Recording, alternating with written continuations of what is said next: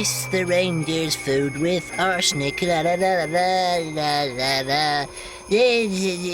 What are you doing, Rodge? Huh? What are you doing? It's me Satan list. Don't you mean Santa list? Nah. I've given up on him. He never brings me anything. I thought I'd try the queer fella for a change. Yeah. What? What? There. What? I don't think even the queer fella could deliver you Mary Black. There's no harm in dreaming, though.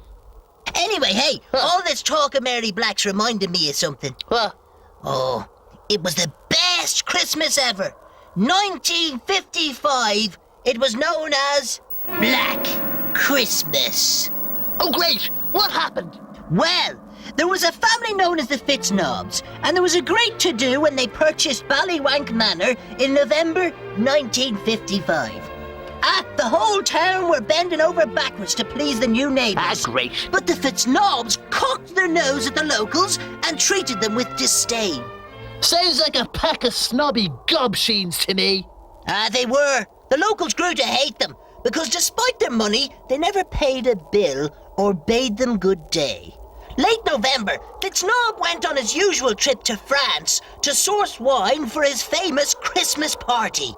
He went to the old Montmartre area in Paris. Oh, that's where them prosy women hang out, and them burlesque shows where brazen hussies flaunt their naked flesh. Calm down, you feckless rogue. I'm telling the story, right? Right. Anyway, right? Old Fitznaub found a wine cellar run by an old blind man. There was a treasure trove of wines, and Fitznaub had the counter loaded with fine vintage bottles. But he wanted more. Now, what is your finest brandy, my good man? Said Fitznaub. My finest brandy is over there. There, monsieur. It dates back to the Napoleonic War, but it is not for sale, said the blind man as he pointed to a large cask. Everything is for sale when you've got my kind of money, barked Mr. Fitznaub, who had already grabbed a glass and downed some brandy from the tap before the old man could stop him. It was the most exquisite brandy Fitznaub had ever tasted. But what happened then? Oh, the old man got into a rage and kicked Fitznaub out of his shop. You must learn, monsieur, that some things are not for sale. Well, Fitznaub was furious and swore that the brandy would be his. That night, the old man's shop went up in flames. Everything was burnt to the ground, except for a barrel of brandy that was already on its way to Dublin. That Fitznaub fella is some bucko. Well, that Christmas there was a party like no other. All the Fitznobs, their cousins the Fitzgoolygods, and all kinds of upper-class snotty snoots were there, waffling on about golf courses and operas and the like.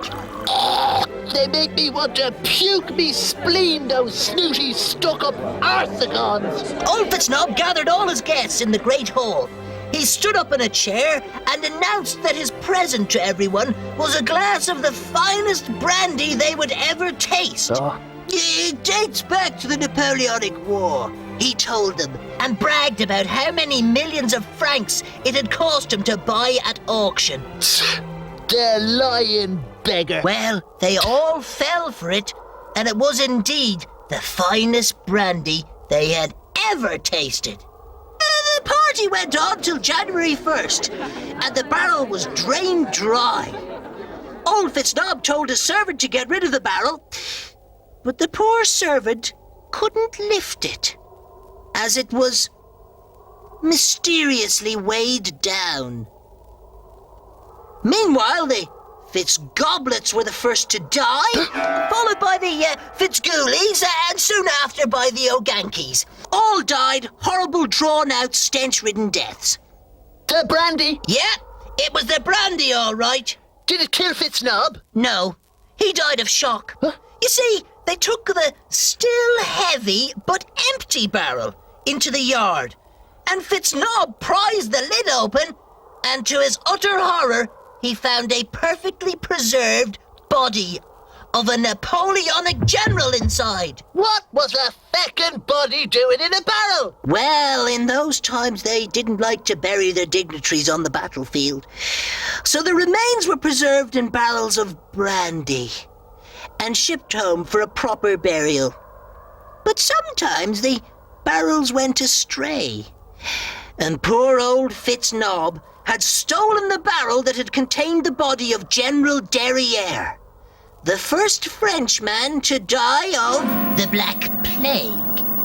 The brandy had not only preserved the body, it had preserved the disease as well. That Black Plague's a bugger when it gets a grip. The death toll was about 100. The Fitz-Nob family line was wiped out, as were all the upper class for 100 miles around. And that's the story of Black Christmas. Lord saves and blesses, that was shocking. Yeah, Are you going to leave something out for Santa all the same? oh yeah! If that beardy fecker comes down our chimney, this bear trap will take his leg clean off. Yeah. Merry Christmas, Podge. Ah, yeah. Merry Christmas, me arse, Rodge. That's right.